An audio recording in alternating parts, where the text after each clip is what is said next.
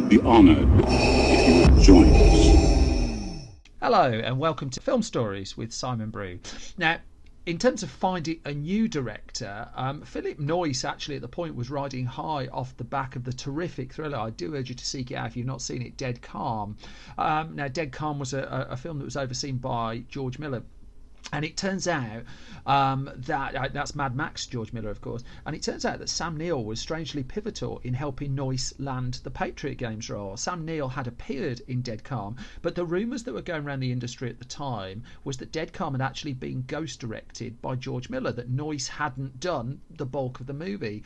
And so Mace Neufeld rang Sam Neill up to try and find out, well, is this true? And it was Neill who put it right. It's like, no, this is Noyce's film, that Miller was around. Miller had opinions, but this was very much a Noyce film.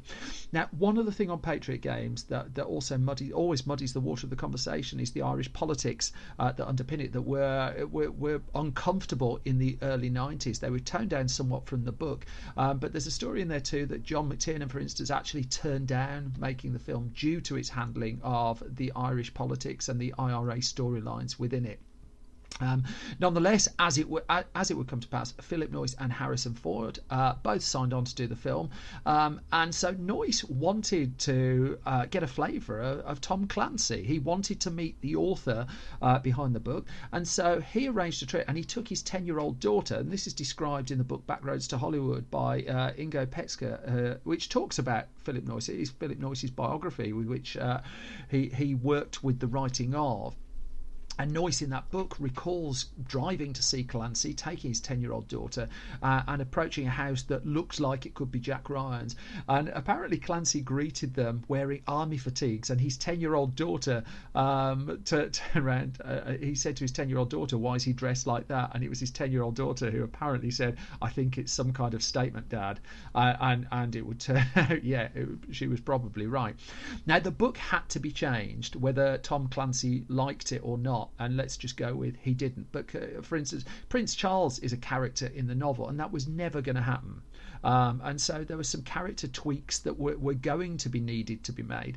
But also, in terms of fitting Patriot Games to the demands of what had become a Paramount blockbuster feature film, there were other tonal changes, and there were changes made to the character of Jack Ryan, and Clancy was not happy about this. Clancy complained that the ideology of Jack Ryan was changed from being a right-wing character to a left-wing character, and he complained very loudly about this, and he would send regular faxes to the film production the film production office and to the people making the film. And eventually, as recalled again in the book Backroads to Hollywood, the filmmakers just had to stop reading the faxes. They just had to get on with making the film. They were up against such pressure as it stood, and it would be fair to say that Clancy was hardly greasing the wheels of getting the film made. Now, in the interests of fairness and balance, Clancy clearly had a position on it. He wasn't happy with what happened with The Hunt for Red October, although it turned to be a hugely successful film, and he wanted his characters and his stories treated right, and he was new to the Hollywood game as well. So all these things were just mixed into a pot, and the thing that really upped the pressure on it was filming didn't actually start on Patriot Games until October 1991, and this is a film that was due in American cinemas in June 1992. We didn't get it to a couple months after in the UK, but nonetheless, that's 9 months to put it together start to finish. Now, a crucial thing on this, we talk about this sometimes about how films start shooting quite late in the modern era, and a lot of that is down to the speed that's afforded by digital editing and digital distribution techniques, that digital editing systems and multiple editors working on them allow for a faster pace of editing. It doesn't build in thinking time, but again, that might be a discussion for another podcast. When it actually comes to the distribution, because they're going out on what are known as DCPs now, but these encoded hard drives, a studio still has to get those produced, but it can leave it a little bit later in the cycle because they don't have to strike physical heavy prints and get cans of film distributed around the country.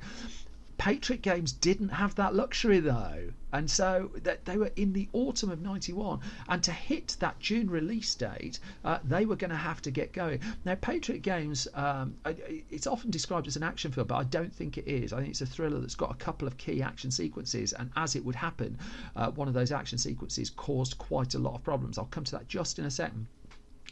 They shot in England for a chunk of it. They were shooting in and around London, and with buildings with there were 15th century buildings with the original windows intact, so they had to temper, for instance, the explosives that they used in the film so that they didn't blow out these windows that had survived hundreds and hundreds of years.